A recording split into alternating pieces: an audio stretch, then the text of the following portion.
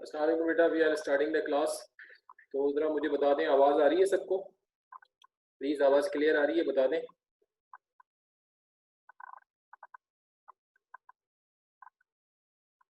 ठीक है यार, थैंक यू।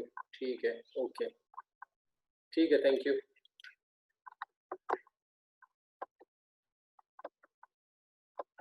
तो पिछली क्लास में हमने first law of thermodynamics complete कर लिया था और उसकी एक डेरिवेशन थी Cp minus Cv equal to R।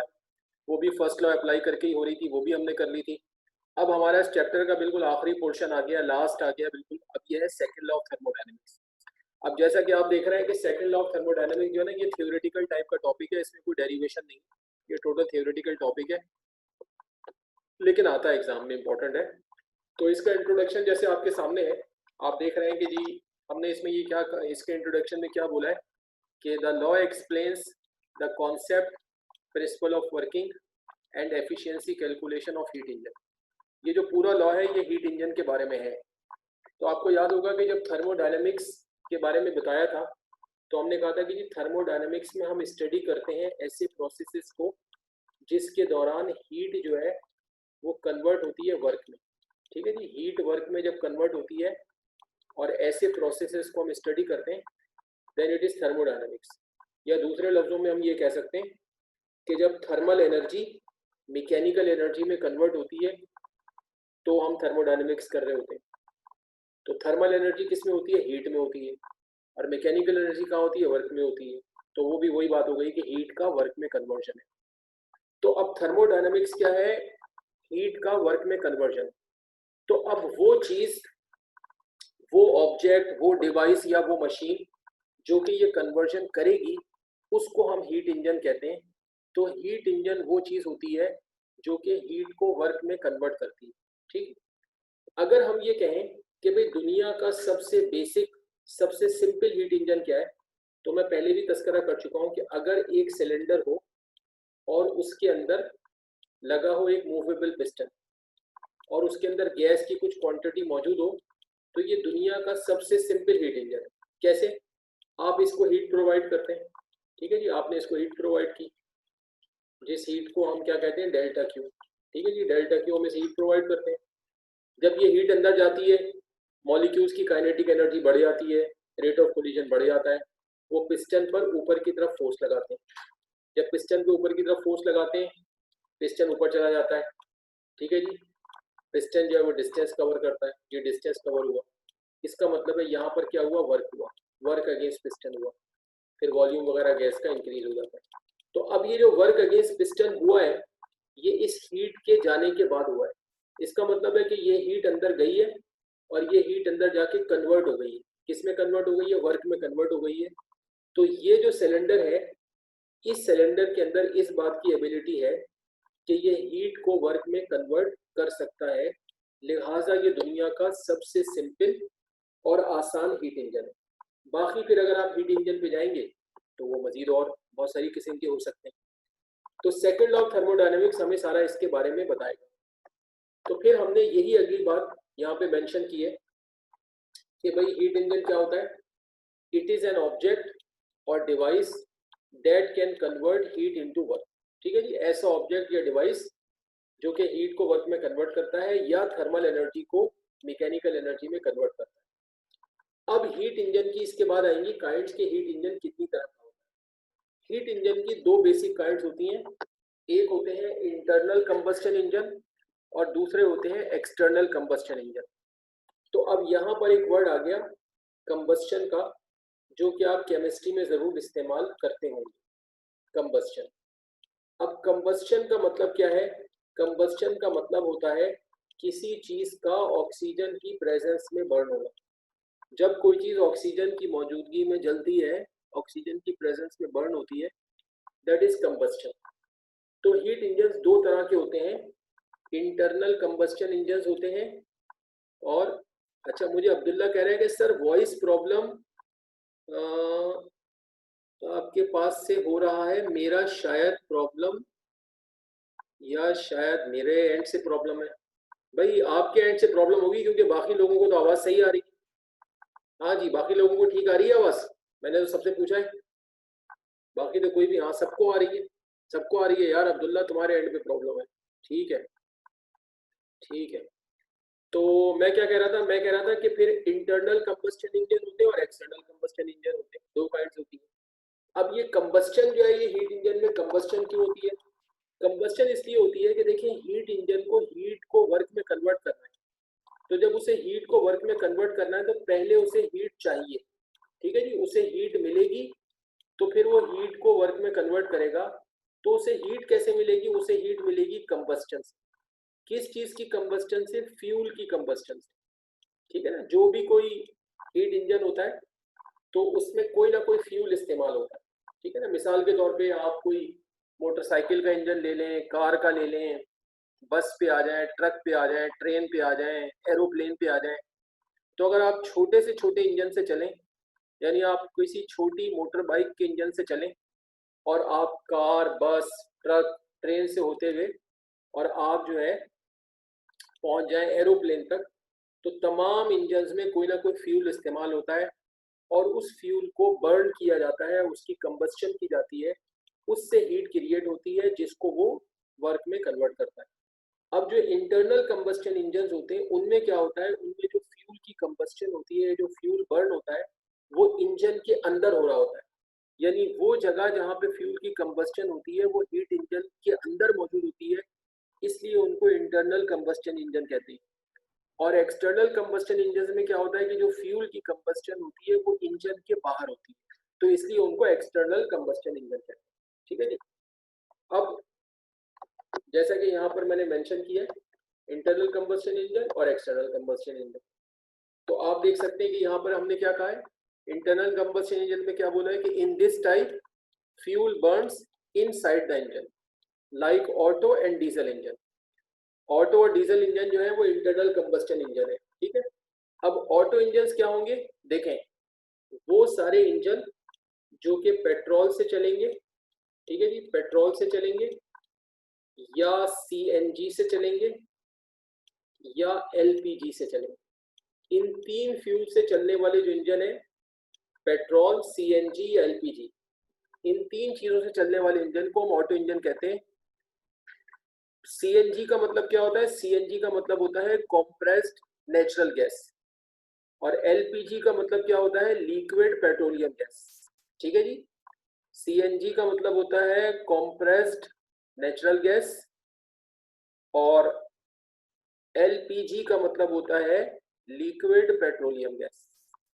तो वो सारे इंजन जो पेट्रोल से या सीएनजी से, जिसका मतलब है कॉम्प्रेस्ड नेचुरल गैस, या एलपीजी से जिसका मतलब है लिक्विड पेट्रोलियम गैस, इन तीन चीजों से जो इंजन चलेंगे वो ऑटो इंजन होंगे।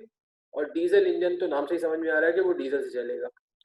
ये इंजन इंटरनल कंबस्चन इंजन होते हैं। इन सारे इंजन में जो कंबस्चन चैम्बर होता है, यानी वो जगह जहां पर फ्यूल आके बर्न होता है, ठीक है, वो होता क्या है कि देखें, ये जो इंजन होते हैं इनमें दो काम होते हैं।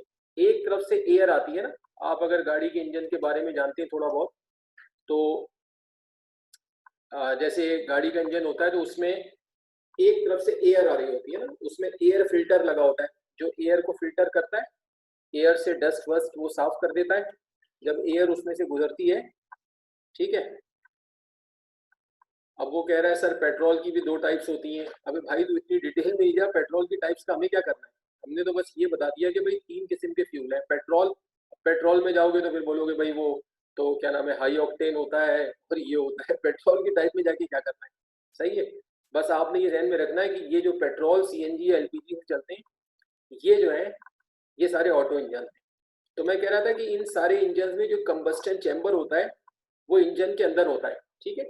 उसमें एक तरफ से एयर आती है, एक तरफ से हवा आती है, दूसरी तरफ से फ्यूल आता है, और फिर उसको एक स्पार्क प्लग के जरिए स्पार्क देते हैं, स्पार्क देते हैं। तो वो जब स्पार्क होता है करंट के जरिए, और एक तरफ से आती है एयर और एक तरफ से आता है फ्यूल, तो फिर फ्यूल वहां पे बर्न हो जाता है और उससे फिर हीट क्रिएट होती है, और वो हीट इंजन को मिलती है, उससे वो फिर आगे उसको वर्क में कन्वर्ट करता है। तो ये सारे इंजन जो है वो इंटरनल कंबस्चन इंजन होते हैं। लेकिन एक्सटर्नल कंबस्चन इंजन जो है ये वो होते हैं जैसा कि यहाँ पे मेंशन है कि भाई इसमें क्या है, in this type fuel Burns outside the engine, इसमें जो फ्यूल है वो इंजन के बाहर बर्न होता है। जैसे पुराने जमाने में जो स्टीम इंजन थे जिनसे ट्रेनें वगैरह चलती थी, उनमें क्या होता था कि उनमें एक फर्नेस होती थी जो इंजन के बाहर होती थी, उस फर्नेस में वो कोयले डालते थे और उन कोयलों को जलाते थे, फिर उससे जो स्टीम क्रिएट होती है उसको वो एक पाइप के जरिए इंजन में ले जाते हैं, तो इसलिए उसमें जो कंबस्टन है वो बाहर हो रही होती है, इसलिए वो एक्सटर्नल कंबस्टन इंजन होता है। लेकिन आजकल दुनिया में ये इंजन जो है ये ऑब्सोलीट है, एक्सटर्नल कंबस्टन इंजन अब दुनिया में समझने ना होने के बराबर है, ये इस्तेमाल नहीं होते। इसके कई रीजंस हैं। एक तो रीजन ये है कि इनमें नॉइज बहुत ज्यादा होती है, ठीक है, नॉइज इनमें बहुत होती है। दूसरा ये है कि इनका वॉल्यूम बड़ा होता है, क्योंकि इनमें बाहर कंबस्टन की जाती है तो वॉल्यूम इनका ज्यादा होता है। फिर वॉल्यूम ज्यादा होने की वजह से इनका वेट ज्यादा होता है, ठीक है। फिर उसके बाद इनमें फ्यूल की कंजम्पशन जो है वो ज्यादा होती है और इसलिए ये हैवी पॉल्यूटेड होते हैं, मतलब ये एनवायरनमेंट में पॉल्यूशन ज्यादा क्रिएट करते हैं, तो इनके लॉसेस वगैरह ज्यादा होते हैं, तो इसलिए ये इस्तेमाल में भी महंगे होते हैं। तो जो एक्सटर्नल कंबस्टन इंजन है वो आजकल दुनिया में इस्तेमाल नहीं किया जाता, लेकिन बहरहाल ये टाइप में इनका तस्करा होगा। तो हीट इंजन जो है, अब यहाँ तक मैंने आपको कितनी बातें बताई, यहाँ तक एक तो मैंने आपको बताया कि भाई सेकंड लॉ ऑफ थर्मोडायनेमिक्स क्या है, ये एक्सप्लेन करता है, क्या क्या एक्सप्लेन करता है, कॉन्सेप्ट, प्रिंसिपल ऑफ वर्किंग और एफिशिएंसी कैलकुलेशन किसकी, हीट इंजन की। फिर हमने क्या कहा कि भाई हीट इंजन क्या होता है, हीट इंजन वो ऑब्जेक्ट होता है या डिवाइस होता है जो कि हीट को वर्क में कन्वर्ट करता है या थर्मल एनर्जी को मैकेनिकल एनर्जी में कन्वर्ट करता है। फिर इसके बाद हमने क्या कहा कि हीट इंजन दो तरह के होंगे, इंटरनल कंबस्टन इंजन होंगे और एक्सटर्नल कंबस्टन इंजन होंगे, जो मैंने आपको तफसील से बता दिया।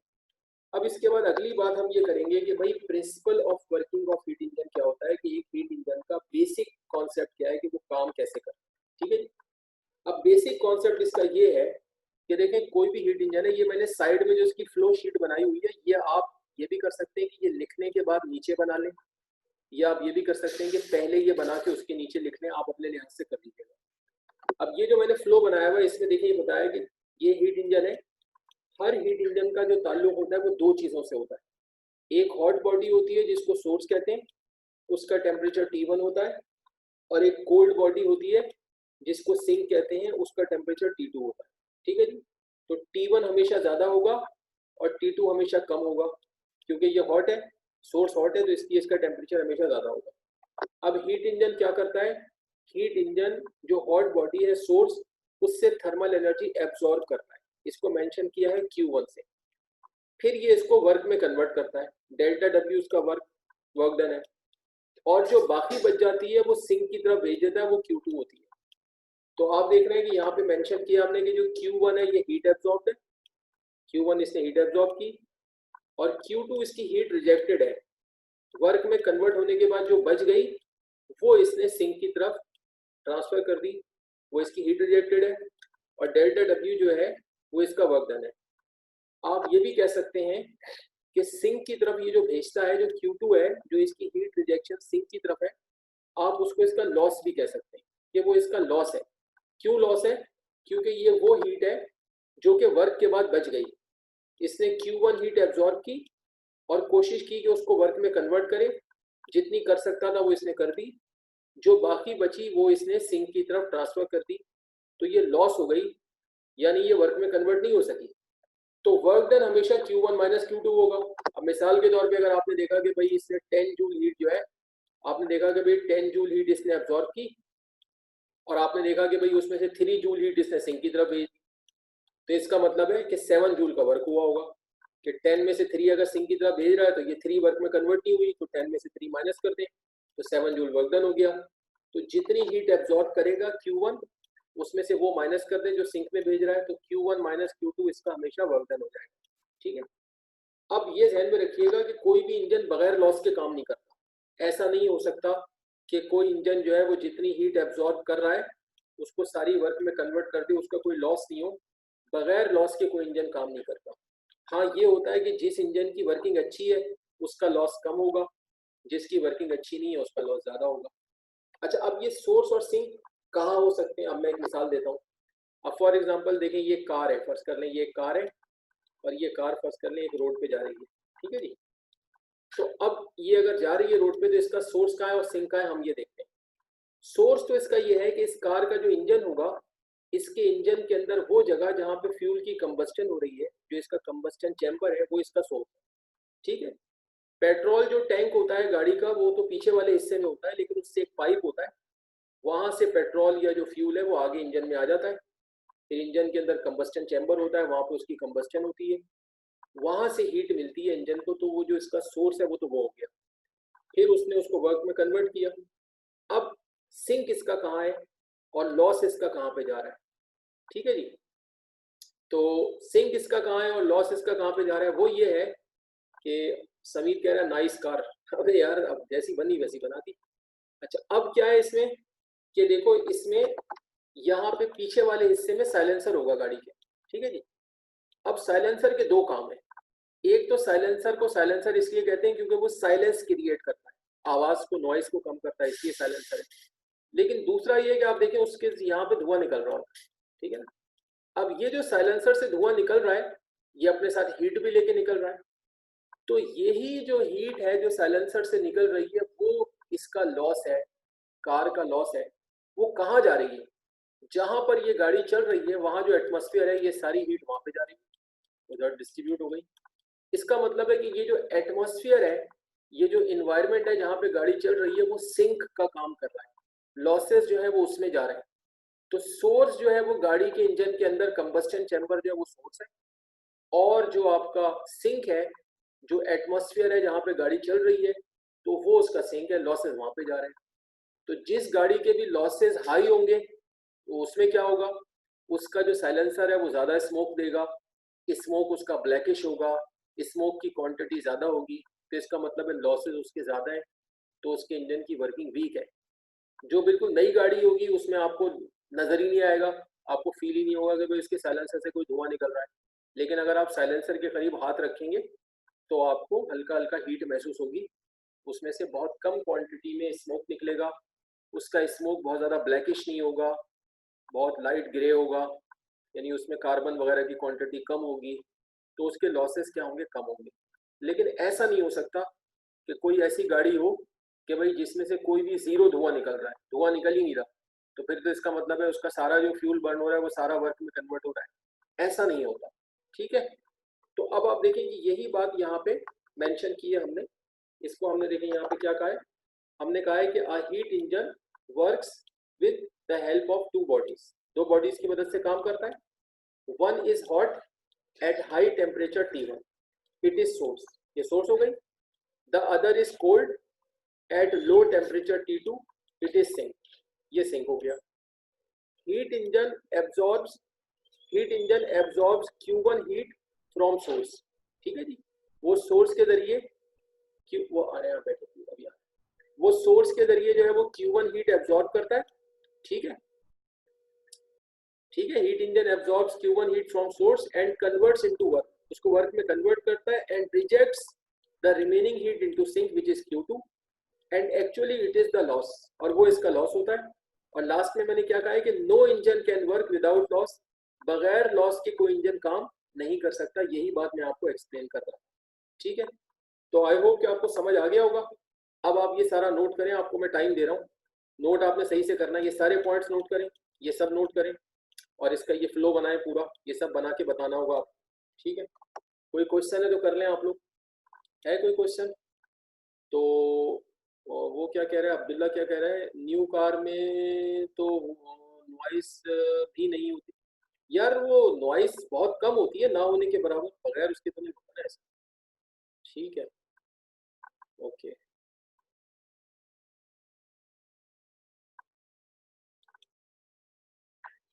ठीक है, आप लोग नोट करें, टाइम है आपके पास।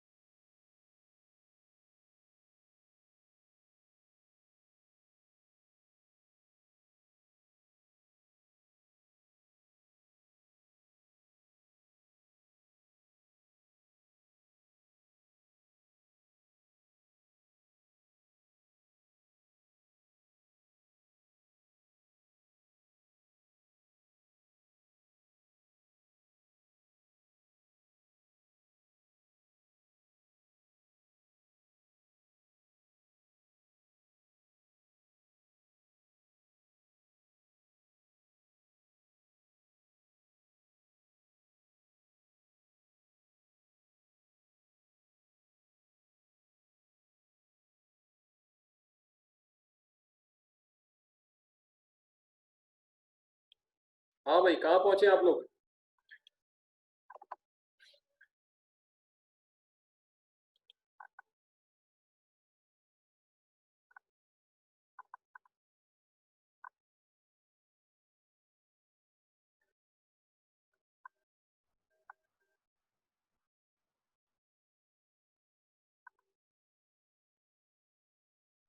ठीक है, करें आराम से। कोई मुझे कह रहा है 2 मिनट, ठीक है वेट। हाँ ठीक है, ठीक है, करें करें आप।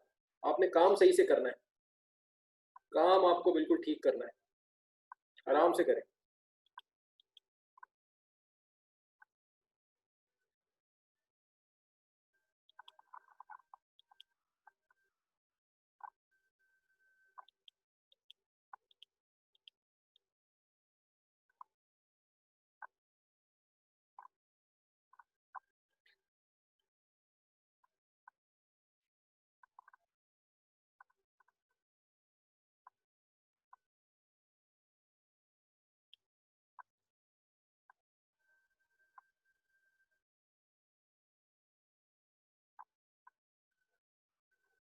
मोहम्मद अली कह रहा है कि स्क्रीन पे बॉक्स बन के आ जाता है। यार मेरे ख्याल से आज तो ऐसा नहीं हो रहा, स्क्रीन पे कोई बॉक्स नहीं आ रहा। और कोई बताए मोहम्मद अली, शायद आपके सिस्टम में कोई इशू हो।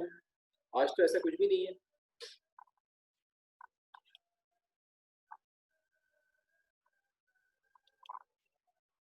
तो कौन सा लोग कह रहे हैं? अच्छा, कोई और भी कह रहा है आ रहा है सर, आ रहा है, आ रहा है। यार किधर बॉक्स आ रहा है? मेरे पास तो नहीं आ रहा। चेक करता हूँ। अभी भी है? अच्छा, अब बताएं, आप गया नहीं गया? अब चला गया या अभी भी है? अभी गया या है? आ रहा है। अच्छा मैं चेक करता हूँ, चेक करता हूँ। चला गया, गया। मैं चेक करवाता हूँ यार।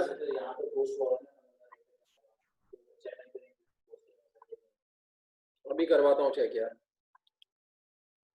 आ गया, गया, आ गया। अबे क्या कर रहे हो तुम लोग? यार निसार साहब जरा चेक तो करवाएं। निसार साहब, बच्चे कह रहे हैं स्क्रीन पे कोई बॉक्स आ रहा है, मुझे तो नजर नहीं आ रहा है यहाँ पे। कह रहे हैं कि कोई बॉक्स आ रहा है स्क्रीन पे।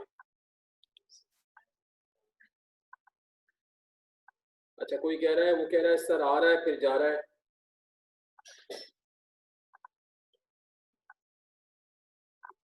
अभी चेक कर रहे हैं यार, 1 सेकंड रुको, चेक करते हैं।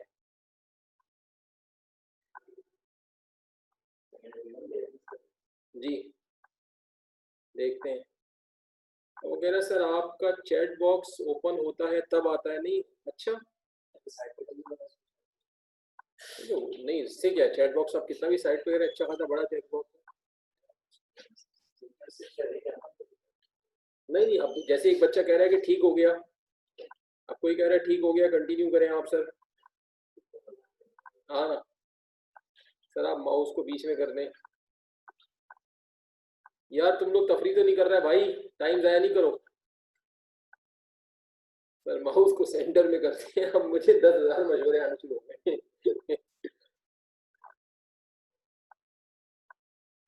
अबे भाई तुम लोग मेरे साथ खेल रहे हो, क्या कर रहे हो? हर कोई मुख्तलिफ किस्म के मैसेज कर रहा है।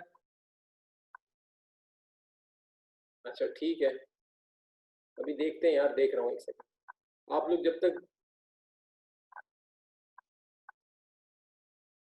अबे यार क्या कर रहे हो तुम लोग भाई? अभी क्या पोजीशन है? अभी तुम्हें काम नजर आ रहा है? स्लाइड जो कर ली तुम लोगों ने या कर रहे हो? कर ली? देखिएगा जरा, चेक आ रहा है। हाँ आ रहा है, देखो चेक। अब बता, हटा दिया मैंने। अच्छा, चैट बॉक्स से आ रहा है, लेकिन चैट बॉक्स से आना तो नहीं चाहिए। अच्छा अब 1 सेकंड देखिएगा, पहले नहीं लगा है। नहीं, लेकिन वो तो वो चैट बॉक्स का इशू नहीं था, वो चैट बॉक्स का नहीं था। अच्छा अभी आप देखिए, अब आप देखिए, आया? आ गया, ठीक है। नहीं, वो साइड पे करने से भी इतना बड़ा चैट बॉक्स है ना, ठीक है। अच्छा बेटा, वो समझ में आ गया। वो जो है ना, वो वो चैट बॉक्स की वजह से आ रहा है। मैं चैट बॉक्स बंद करता हूँ, ठीक है? चले, अभी गया। ठीक है, अभी मैंने चैट बॉक्स बंद कर दिया है। वो कुछ इशू है यहाँ पे टेक्निकल, वो इंशाल्लाह सही कर लेंगे। अभी आप लोग काम करें, चैट बॉक्स मैंने बंद कर दिया है। जब मैं चैट बॉक्स ऑन कर रहा हूँ तो आ रहा है। तो अब आप लोग फटाफट काम कर लें। अभी स्लाइड खुली हुई है आपके सामने, करें आप लोग काम। आप अभी ऑन ही रखिएगा। और दूसरा मुझे बताइए, ऊपर देखिए क्या आ रहा है, ऊपर क्या आ रहा है, ये भी आ रहा है, पैनल भी आ रहा है। नहीं तो पैनल क्यों आ रहा है, तो नहीं आना चाहिए। वो पैनल भी आ रहा है, वो भी नहीं आना चाहिए।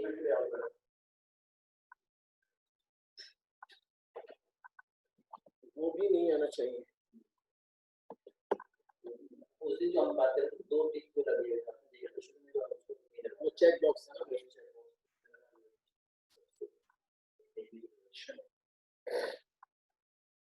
हाँ भाई, कर लिया तुम लोगों ने?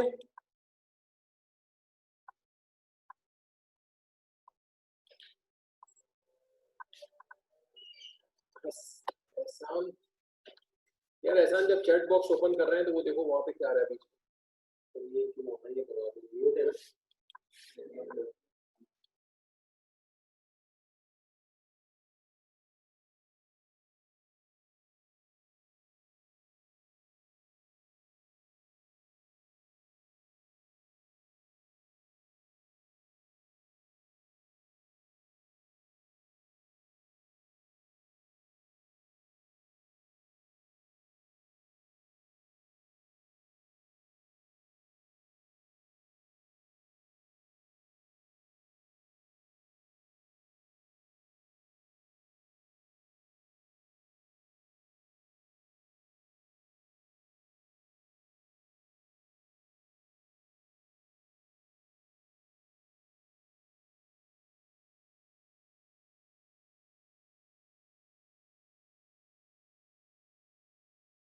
चेक कर लिएगा, शेयर। अच्छा ठीक है, उसी की वजह से आ रहा है अभी। ठीक है, अभी सही हो गया। ठीक है बेटा, अब ठीक कर दिया उसको, आई होप कि अब ठीक हो गया होगा। अभी ठीक हो गया? हाँ जी, अब ठीक हो गया ना, ठीक है। अच्छा, अब आप लोग मुझे बताएं, आप लोगों ने कर लिया काम? काम कर लिया या आपको 1-2 मिनट और चाहिए? हाँ जी, अब मुझे बता दें कर लिया या अभी कर रहे हैं। ठीक है, अब ज्यादातर लोग कह रहे हैं कि कर लिया। ठीक है, तो मैं आगे जा रहा हूँ। ठीक है जी, आगे जा रहा हूँ। ठीक है,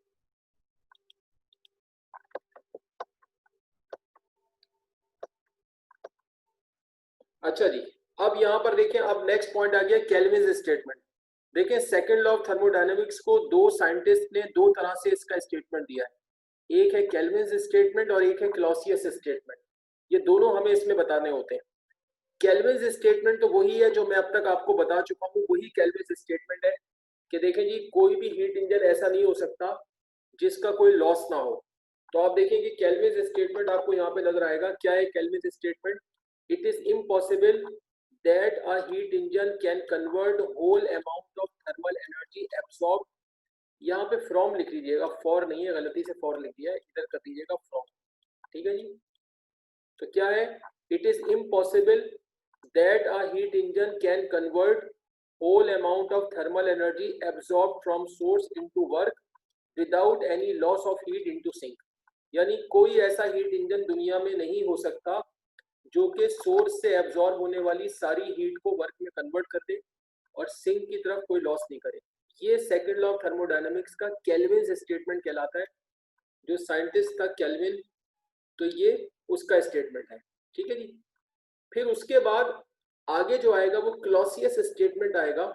लेकिन क्लॉसियस स्टेटमेंट को समझने के लिए पहले हमें एक चीज बतानी होगी और वो है रेफ्रिजरेशन।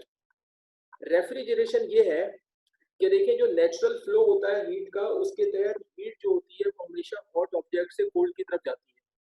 मिसाल के तौर पे अगर आप दो ऐसे ऑब्जेक्ट्स हैं, फॉर एग्जांपल, एक का टेम्परेचर मिसाल के तौर पे है 60 सेंटीग्रेड, एक का टेम्परेचर है 60 सेंटीग्रेड, और फर्ज कर लें एक का टेम्परेचर है 30 सेंटीग्रेड। आप इन दोनों को मिला दें, फॉर एग्जांपल ये ए है और ये बी है, तो नेचुरल फ्लो के तहत हीट ए से बी की तरफ जाएगी। हमें कुछ नहीं करना पड़ेगा, ये कुदरत का कानून है। लेकिन अगर आप चाहें कि हीट बजाय ए से बी की तरफ जाने के बी से ए की तरफ आने लगे, यानी कोल्ड बॉडी से हॉट की तरफ आने लगे, तो फिर इसके लिए आपको वर्क डन करना पड़ेगा, और वर्क डन करने के लिए आपको एनर्जी चाहिए होगी।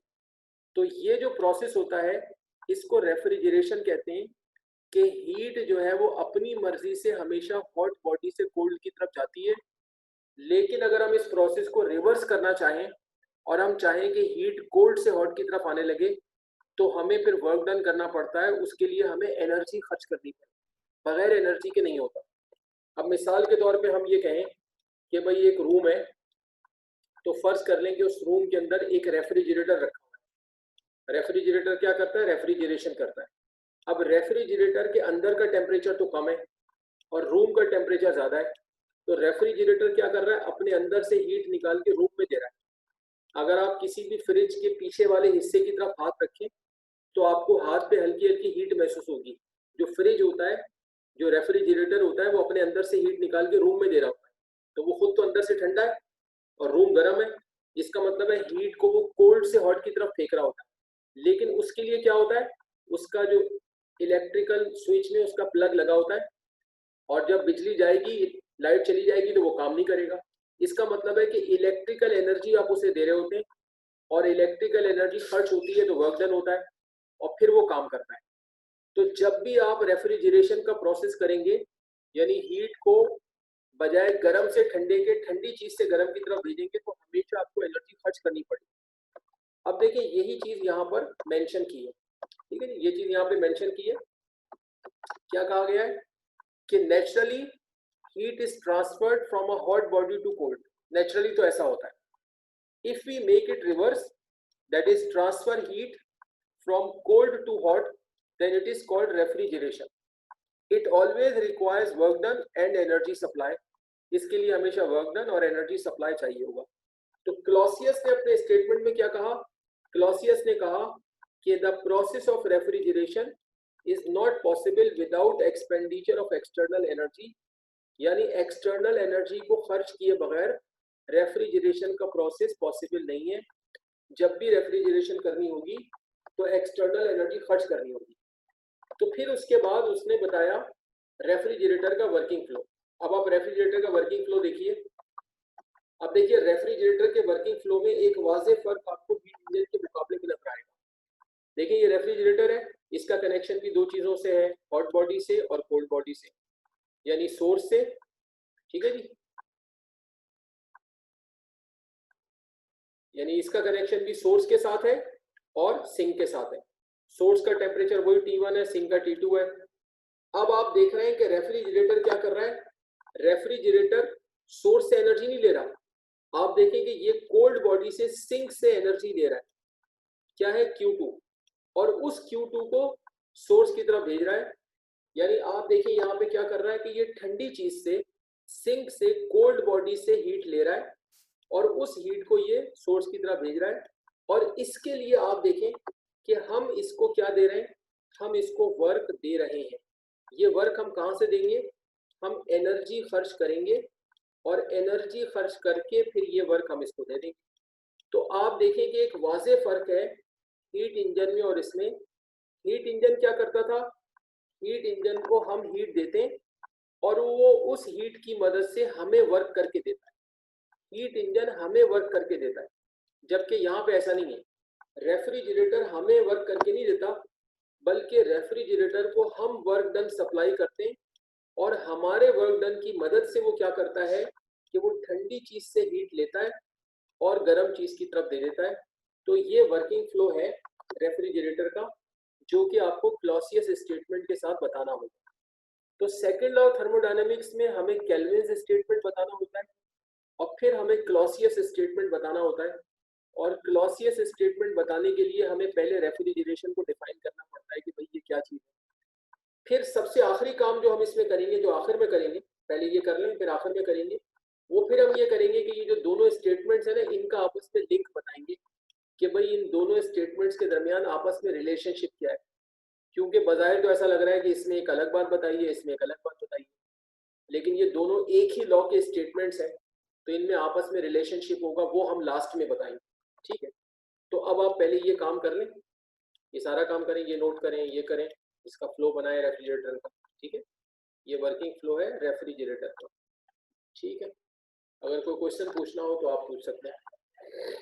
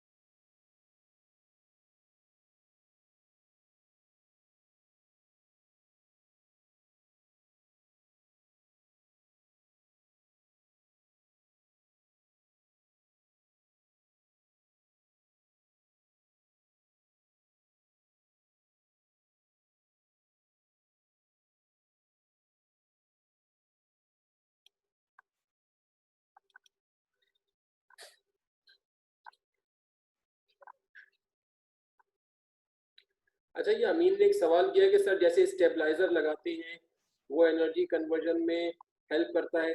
यार ये स्टेबलाइजर जो है ना, ये जो स्टेबलाइजर है इसके बारे में बाद में बात करेंगे जब इलेक्ट्रिसिटी का पोर्शन आएगा ना। स्टेबलाइजर जो है उसका ताल्लुक रेफ्रिजरेटर, स्टेबलाइजर रेफ्रिजरेटर नहीं है। स्टेबलाइजर असल में स्टेबलाइजर के अंदर लगा होता है ट्रांसफार्मर।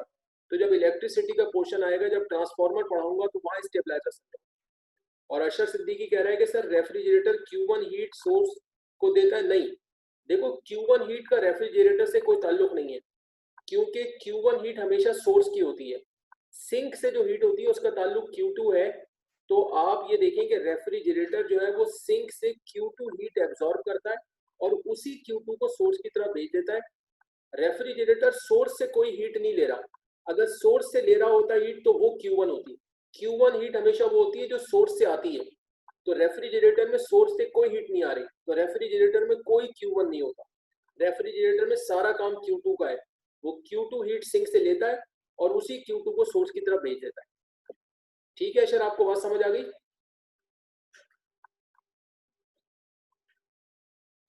अच्छा, समीर क्या कह रहा है कि सर हीट लॉस नहीं होता इस प्रोसेस में। बेटा इसमें हीट लॉस इस तरह हो रहा है कि जो वर्क डन आप उसको दे रहे हैं, रेफ्रिजरेटर को जो आप वर्क डन दे रहे हैं, तो वहां पर आप एनर्जी कंज्यूम कर रहे हैं, एनर्जी कंजम्पशन हो रहा है।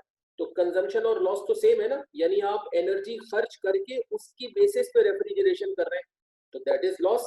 यानी जो कंजम्पशन है वो आपका खर्चा है आपका। ठीक है समीर, क्लियर है आप इस बात में?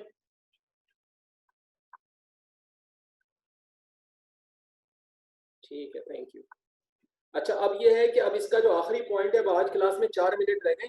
अब जिन लोगों ने काम कर लिया यहाँ तक वो लीव कर सकते हैं। और अब मैं इसके आगे जो इनका आपस में रिलेशनशिप बताना है दोनों स्टेटमेंट्स का, वो इंशाल्लाह कल क्लास के शुरू में बताऊंगा। ठीक है, तो आज की क्लास यहाँ पे कंप्लीट हो गई। जिन लोगों ने काम कर लिया है वो लीव कर सकते हैं, जो कर रहे हैं तो ये स्लाइड अभी 3-4 मिनट और लगी हुई है, आप कर लें काम। ठीक है, ओके, अल्लाह हाफिज।